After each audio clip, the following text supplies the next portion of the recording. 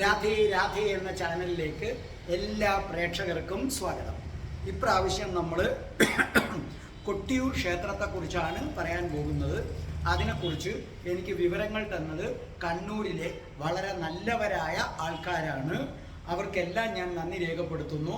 അതോടൊപ്പം തന്നെ എന്നെ വളരെയധികം സഹായിച്ച ഒരു സോമശേഖരനുണ്ട്, ഒരു രഘുനാഥ ശാസ്ത്രികളുണ്ട്, പാർവതി അമ്മാളുണ്ട്. അവരോടൊക്കെ പ്രത്യേകം നന്ദി രേഖപ്പെടുത്തിക്കൊള്ളട്ടെ. പശ്ചിമഘട്ടത്തിലെ ഒരു കൊച്ചു ഗ്രാമമാണ് കൊട്ടിയൂർ. അപ്പോൾ ഈ കണ്ണൂരുള്ള ഇവരെന്നോട് പറഞ്ഞത്, സാറേ ഈ കൂത്തുപറമ്പിൽ താമസിച്ചിട്ട് ദർശനം നടത്തുന്നതാണ് എപ്പോഴും നല്ലത് എന്ന് പറഞ്ഞു. അതേ കണക്ക് തന്നെ ഈ കണ്ണൂർ ജില്ലയിൽ വാവാലിപ്പുഴയുടെ തീരത്തുള്ള തിരുവഞ്ചിറയിലാണ് ശരിക്കും പറഞ്ഞാൽ ഇതിൻ്റെ മൂലക്ഷേത്രം. ആ മൂലക്ഷേത്രം തിരുവഞ്ചിറ എന്ന ജലാശയത്തിൽ അവിടുത്തെ സ്വയംഭൂ മൂർത്തികൾ, അതിനെക്കുറിച്ച് ഞാൻ വിശദമായി പിന്നെ പറയാം, അവരാണ് ക്ഷേത്രത്തിലെ പ്രധാന മൂർത്തി. ഇവിടെ വർഷത്തിൽ ഒരു മാസമേ പൂജയുള്ളൂ, സ്ഥിരമായിട്ട് ക്ഷേത്രമില്ല. ബാക്കി കാലങ്ങളിലൊക്കെ പൂജ ഇക്കര കൊട്ടിയൂരിലാണ് പൂജകളൊക്കെ നടക്കുന്നത്. അവിടെ എന്തുണ്ട്? സ്ഥിരമായ ക്ഷേത്രമുണ്ട്. നമുക്ക് ആദ്യം ഇതിൻ്റെ ഐതിഹ്യത്തിലേക്ക് നമുക്ക് വരാം. നിങ്ങൾക്കെല്ലാം അറിയാം, ദക്ഷയാഗം നടന്ന സ്ഥലമാണ് കൊട്ടിയൂർ എന്ന് പറയുന്നത്. സതീദേവിയുടെ ദേഹവിയോഗമുണ്ടായ സ്ഥലത്ത് ശിവൻ സ്വയംഭൂവായിട്ട് അവതരിച്ചതാണ്. അതവിടെ നിൽക്കട്ടെ. ഇനി മറ്റൊരു പശ്ചാത്തലമുണ്ട്, നിങ്ങൾ കേൾക്കുക. നമ്മുടെ പരശുരാമൻ കടലിൽ നിന്നും കേരളം വീണ്ടെടുത്തു.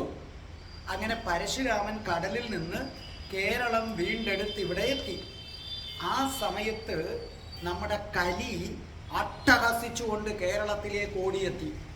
ഇത് കണ്ടപ്പോൾ പരശുരാമ ഭഗവാന് കോപം വന്നു. ഞാൻ വീണ്ടെടുത്തുകൊണ്ടുവന്ന കേരളത്തിലേക്ക് വരാൻ കലി നിനക്കെങ്ങനെ ധൈര്യം വന്നു എന്ന് ചോദിച്ച് ഈ കലിയെ പിടിച്ച് കെട്ടിയിട്ടിട്ട് നമ്മുടെ നാടൻ ഭാഷയെ പറഞ്ഞാൽ നല്ല ഗുമ്മനിടി കൊടുക്കാൻ തുടങ്ങി. അങ്ങ് മർദ്ദിച്ച് ഇടിച്ച് കലിയെ അങ്ങ് പിതുത്ത് അവസാനം കലി മരിക്കുമെന്ന അവസ്ഥ വന്നപ്പോൾ ത്രിമൂർത്തികൾ മറ്റു ദേവന്മാരോടൊപ്പം അവിടെ പ്രത്യക്ഷപ്പെട്ടിട്ട് പറഞ്ഞു, കലിയെ കെട്ടഴിച്ചു വിടാൻ പറഞ്ഞു. അപ്പോൾ ഇദ്ദേഹം പറഞ്ഞു, കലിയെ ഞാൻ കെട്ടഴിച്ചു വിടണമെങ്കിൽ അതും ത്രിമൂർത്തികളും ദേവന്മാരും ഒന്നിച്ചു വന്ന് പറഞ്ഞുകൊണ്ട്, ഇല്ലെങ്കിൽ കൊന്നേന ഞാൻ ഇവനെ. പക്ഷെ ഞാൻ വിടാം, പക്ഷെ എനിക്കൊരു കരാറുണ്ട്. അപ്പോൾ ത്രിമൂർത്തികൾ ചോദിച്ചു, എന്താണ് ആ കരാറ്? കേരളത്തിൽ ഒരു കാരണവശാലും കലി വരാൻ പാടില്ല. കേരളത്തിൽ താമസിക്കുന്ന ഒരാളെയും കലി ബാധിക്കാനും പാടില്ല. സത്യത്തിൽ കലിദോഷം കേരളത്തിൽ താമസിക്കുന്ന ഒരുത്തരെയും ബാധിക്കാറില്ല. ഇവിടുന്ന് ജോലിയും മറ്റും തേടി നമ്മൾ കേരളം വിട്ടുപോകും. അപ്പോഴാണ് നമ്മളെ ഏത് ബാധിക്കുന്നത്? കലി ബാധിക്കുന്നത്. അന്നേരമാണ് നമ്മളെ കലി ബാധിക്കുന്നത്.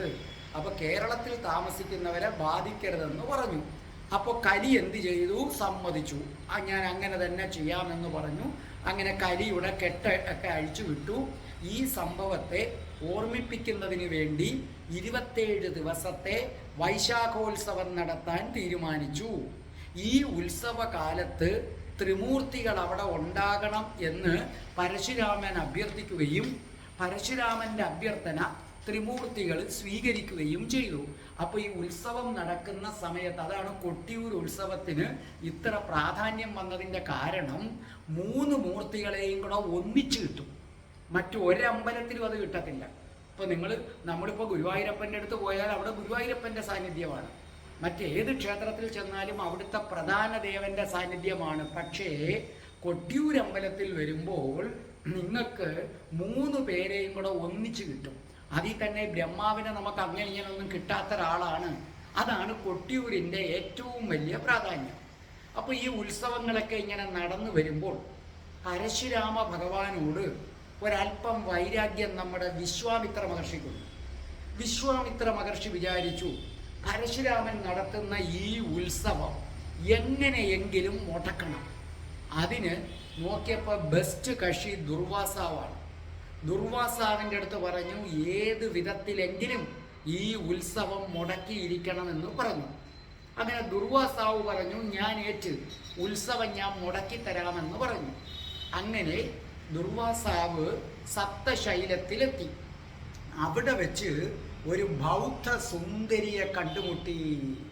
ആ ബൗദ്ധ സുന്ദരി, ബുദ്ധമതത്തിൽ വിശ്വസിക്കുന്നവർ ഒരു ബൗദ്ധ സുന്ദരിയെ കണ്ടുമുട്ടി.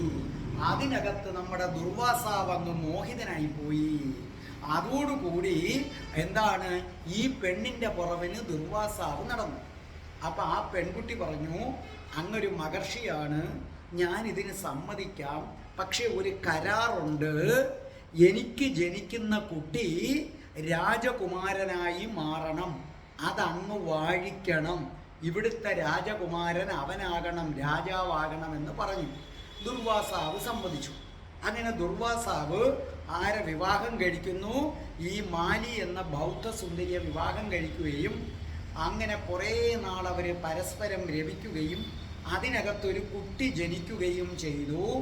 അങ്ങനെ ആ കുട്ടിയെ പല പല പ്രവർത്തികൾ നടത്തി നമ്മുടെ ദുർവാസാവ് ഒടുവിൽ അവിടുത്തെ രാജാവാക്കി. അപ്പോൾ ബൗദ്ധനായ ദുർവാസാവിൻ്റെ പുത്രൻ രാജാവായതോടുകൂടി ഈ വൈശാഖ മാസത്തിലെ ഉത്സവം മുടങ്ങി. കാരണം ബൗദ്ധന്മാർ ഇത് നടത്താറില്ല, ബുദ്ധന്മാർ ചെയ്യാറില്ല, ബൗദ്ധന്മാർ. അതോടെ ഉത്സവം അങ്ങ് മുടങ്ങി. പതുക്കെ പതുക്കെ പതുക്കെ ഈ ക്ഷേത്രം അങ്ങ് വിസ്മൃതിയിലായി. ഈ ക്ഷേത്രത്തെ തന്നെ ആളുകളെന്നും മറന്നു. കാലം കുറേ കഴിഞ്ഞു. അപ്പോൾ ഈ പുണ്യ സങ്കേതത്തെക്കുറിച്ച് ഏതാണ്ട് എല്ലാവരും അങ്ങ് മറന്നു കഴിഞ്ഞു. അങ്ങനെ ഇരിക്കുന്ന ഒരവസരത്തിൽ ഈ പ്രദേശത്തെ കാട്ടിൽ ഒറ്റപ്പിലാവ് മലയിലെ കുറിച്യർ വേട്ടയാടാൻ വേണ്ടി വന്നു. അപ്പം അദ്ദേഹം അവിടെ കണ്ട ഒരു കല്ലിൽ തൻ്റെ കയ്യിലുണ്ടായിരുന്ന അമ്പ് മൂർച്ച കൂട്ടാൻ വേണ്ടി ഒന്ന് ഉരച്ചു. അപ്പം ആ സമയത്ത് എന്താ കണ്ടത്? കല്ലിൽ ചോര പൊടിഞ്ഞു വരുന്നു. കുറിച്യ പ്രമാണി പേടിച്ചു പോയി. അദ്ദേഹം അവിടുന്ന് ഓടി പടിഞ്ഞാറേ ഇല്ലത്ത നമ്പൂതിരിയുടെ അടുത്ത് എന്ന് പറഞ്ഞു. യോ, ആ കല്ലിൽ അമ്പരച്ചപ്പോൾ എന്ത് ചെയ്തു? ചോര വന്നു. നമ്പൂതിരി പറഞ്ഞു, അതെയോ, എന്നാൽ ഞാൻ ഇതാ വരുന്നു. അദ്ദേഹം അവിടെ എത്തി. അങ്ങനെ നമ്പൂതിരി വന്ന് ആ കല്ല് കണ്ടപ്പോൾ മനസ്സിലായി, ഇത് സാധാരണ കല്ലല്ല, ദേവചൈതന്യമുള്ള ലിംഗമാണെന്ന് മനസ്സിലാക്കി അദ്ദേഹം അതിൻ്റെ വാസ്തവസ്ഥിതി ബോധ്യപ്പെടുത്തി കൊടുത്തു. ആ നിമിഷം മുതൽ കുറിച്യന്മാർ ഈ ലിംഗത്തെ ആരാധിച്ചു തുടങ്ങി. ഈ വിവരം അറിഞ്ഞ് മറ്റു ബ്രാഹ്മണരെല്ലാവരും കൂടെ അവിടെ എത്തി. അങ്ങനെ കുറിച്യന്മാരും ബ്രാഹ്മണരും എല്ലാവരും കൂടെ ചേർന്ന് മുടങ്ങിക്കിടന്ന വൈശാഖ ഉത്സവം എന്ത് ചെയ്തു? പുനരാരംഭിച്ചു. അങ്ങനെ ഈ കല്ലിൽ ദേവചൈതന്യം കണ്ടെത്തിയത് ഒറ്റപ്പിലൻ എന്ന കുറിച്യ പ്രമാണിയാണ്. ആ കുറിച്യ പ്രമാണിക്ക് ഇന്നും ക്ഷേത്രത്തിൽ പ്രത്യേക സ്ഥാനമുണ്ടെന്നറിയുക.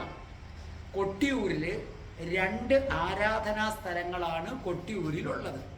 ഇക്കര കൊട്ടിയൂരും അക്കര കൊട്ടിയൂരും. ഇക്കര കൊട്ടിയൂരിലൊരു ക്ഷേത്രമുണ്ട്, അക്കര കൊട്ടിയൂരാണ് ഇതിൻ്റെ മൂലസ്ഥാനം. തിരുവഞ്ചിറ എന്ന ജലാശയത്തിൽ 2 ശിലകളുണ്ട്, അതാണ് അതിൻ്റെ മൂലസ്ഥാനം. ഈ 2 ശിലകളാണ് അവിടുത്തെ മൂർത്തികൾ. ഒന്നാമത്തെ ശില സ്വയംഭൂലിംഗമാണ്, രണ്ടാമത്തത് അമ്മാരക്കല്ലെന്നാണ് അറിയപ്പെടുന്നത്. ആ ചൈതന്യശില അമ്മാരക്കല്ല്.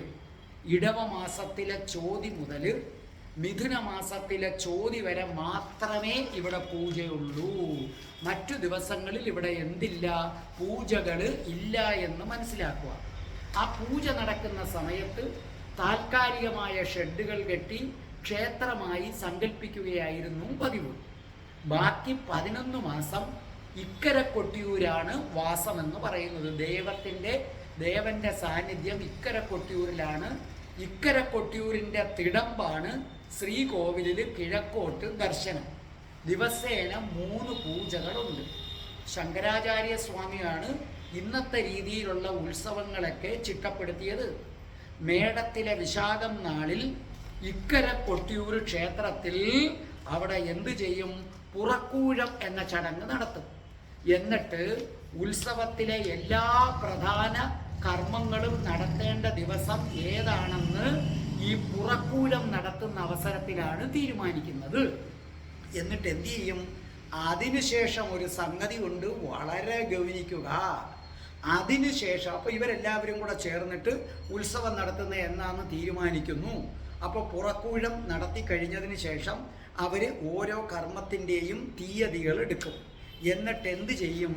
രാത്രിയാകുമ്പോൾ ആയില്യാർക്കാവിൽ പടിഞ്ഞാറ്റി നമ്പൂതിരിയുടെ, അദ്ദേഹമാണ് തിരിച്ചറിഞ്ഞത്, പടിഞ്ഞാറ്റി നമ്പൂതിരിയുടെ കാർമ്മികത്വത്തിൽ ഗൂഢമായ ഒരു പൂജ നടക്കും.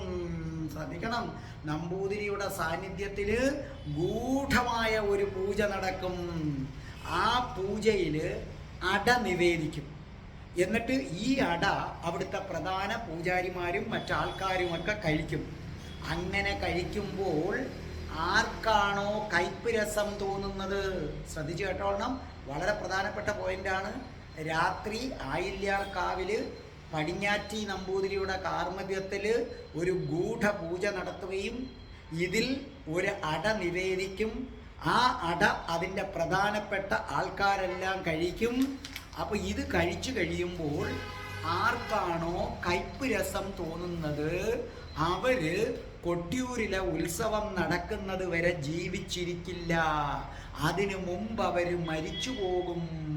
അതാണ് കയ്പ് രസം തോന്നുന്നവരാരെങ്കിലും ഉണ്ടെങ്കിൽ ഉടനെ അവർ ചെയ്യുന്നത് കൊട്ടിയൂരിൽ നടത്തുന്ന രഹസ്യ പൂജകൾ അടുത്ത അനന്തരാവകാശിക്ക് ഉപദേശിച്ചു കൊടുക്കും. കാരണം ഇത് കഴിക്കുമ്പോൾ കയ്പ് രസം വന്നാൽ ഉറപ്പാണ് അവൻ ജീവിച്ചിരിക്കില്ല. ഭഗവാൻ കയ്പ് രസത്തിലൂടെ സൂചന കൊടുക്കുകയാണ്, നിന്റെ സമയമെടുത്തു, നീ ഇവിടുത്തെ ചടങ്ങ് അടുത്ത ആളിന് കൈമാറൂ. അങ്ങനെ ചെയ്തില്ലെങ്കിൽ ഇത് അന്യം നിന്നു പോകും. മറ്റൊരാൾക്ക് ഒരാൾക്ക് പൂജ അറിയാം, അയാൾ ഇരിക്കുന്നിരിപ്പിലങ്ങ് മരിച്ചു പോയാൽ പിന്നെ ഈ ഗൂഢപൂജയുടെ തത്വം ആർക്കും അറിയാൻ പറ്റില്ല. ചോതി മുതലാണ് ഉത്സവം. ഇനിയുള്ളതും കേൾക്കുക. വയനാട്ടിലെ മുതിരേരി ക്ഷേത്രത്തിൽ നിന്നും പരാശക്തിയുടെ ദിവ്യായുധം സ്ഥാനിക നമ്പൂതിരി എഴുന്നള്ളിച്ചു കൊണ്ടുവരും. അത് സാധാരണ റോഡിലൂടെ അല്ല, ചുരങ്ങളും കാടുകളുമൊക്കെ താണ്ടിയാണ് വരുന്നത്. അത് മുതിരേരി കാവിൽ നിന്ന് ഒരു പിടി പുഷ്പവും വാളുമായിട്ട് എന്ന് പറഞ്ഞ് അട്ടഹസിക്കും അദ്ദേഹം. അപ്പം മുതിരേരി കാവിൽ നിന്ന് ഒരു പിടി പുഷ്പവും വാളുമൊക്കെ എടുത്ത് അട്ടഹസിച്ച് ഓടിയാണ് ഈ ചുരത്തിലൂടെ ഈ ക്ഷേത്രത്തിൽ എത്തുന്നത്. അക്കര ക്ഷേത്രത്തിൽ ചോതി വിളക്ക് വയ്ക്കുന്നതോടെയാണ് പ്രവേശനം നടക്കുന്നത്.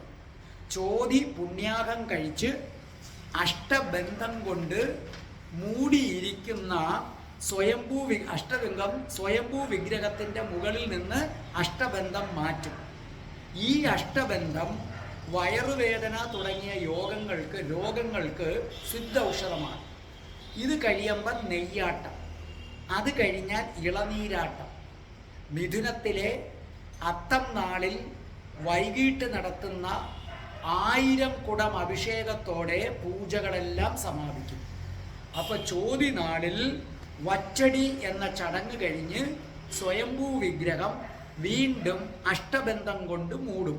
നേരത്തെ അഷ്ടബന്ധം കൊണ്ട് മൂടിയ സ്വയംഭൂ വിഗ്രഹം എടുക്കും. ഈ അഷ്ടബന്ധമാണ് വയറുവേദനയ്ക്ക് ഉത്തരവെന്ന് പറയുന്നത്. അപ്പോൾ ചടങ്ങ് കഴിഞ്ഞാൽ സ്വയംഭൂ വിഗ്രഹം അഷ്ടബന്ധം കൊണ്ട് മൂടി പൂജാരിമാർ തിരിച്ചു പോകും. അതിനുശേഷം ഇവിടെ കുറിച്യന്മാരുടെ ചില ചടങ്ങുകളൊക്കെ നടക്കും. നമ്മൾ പറഞ്ഞു, ആ ജലാശയത്തിലെ 2 കല്ല്, ഒന്ന് സ്വയംഭൂലിംഗം, രണ്ടാമത്തത് അമ്മാറക്കല്ല്, അത് പരാശക്തിയുടെ സ്ഥാനമാണ്. അപ്പോൾ ഉത്സവം തൊഴുതാൽ പിന്നെ ഒരു കാരണവശാലും നിങ്ങളെ കലിബാധ ഉണ്ടാവുകയില്ല. കൊട്ടിയൂര് ആളുകൾ എത്തുന്നത് കലി ബാധിച്ച് കഷ്ടപ്പെടാതിരിക്കാൻ വേണ്ടിയാണ്. ഉത്സവം കഴിഞ്ഞാൽ മൂലക്ഷേത്രത്തിൽ ആർക്കും പിന്നെ പ്രവേശനമില്ല. അപ്പോൾ കൊട്ടിയൂരപ്പനെ തൊഴുന്നവർക്ക് ഒരു കാരണവശാലും കലി മുഖാന്തരമുള്ള കുഴപ്പം ഉണ്ടാകില്ല. അതോടെ രക്ഷപ്പെട്ടു. കാരണം കലിയുഗത്തിലെ സർവ്വ കുഴപ്പത്തിനും കാരണം കലി തന്നെയാണ്. അപ്പം നിങ്ങൾക്ക് എല്ലാ അനുഗ്രഹങ്ങളും ഉണ്ടാകട്ടെ. ഇനിയും കൊട്ടിയൂരിലെ ഉത്സവം കാണാൻ ദീർഘായുസ് ഉണ്ടാകട്ടെ. ഒരിക്കൽ കൂടി കണ്ണൂരിലെ നല്ലവരായ മനുഷ്യർക്ക് നന്ദി പറയുന്നു. രാധേ രാധേ, ഓ രാധേ രാധേ, രാധേ രാധേ, ഓ രാധേ രാധേ. ഓം ശ്രീം ഹ്രീം ക്ലീം ഐം രാം രാസേശ്വരി രാധികായേ സ്വാഹ.